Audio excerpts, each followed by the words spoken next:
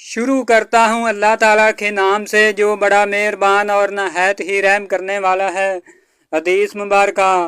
हज़रत अबू अमामा रज़ी अल्लाह ताला अन्हु फरमाते हैं, एक औरत नबी अकरम सल्लल्लाहु अलैहि वसल्लम की बारगाह में आई। उसके हमरा 2 बच्चे भी थे। रसूल अल्लाह सल्लल्लाहु अलैहि वसल्लम ने उस औरत को 3 खजूरें अता फरमाईं।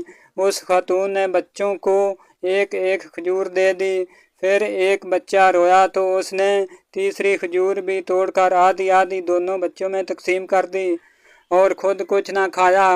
रसूल अल्लाह सल्लल्लाहु अलैहि वसल्लम ने फरमाया, ये औरतें बच्चों को जन्म देने वालियां हैं, उनको उठाने वालियां हैं, औलाद पर रहम करने वालियां हैं। अगर उनमें शोहरों की नाफरमानी करने का अंसर ना हो तो उनमें से इबादत गुजार औरतें सीधी जन्नत में जाएं।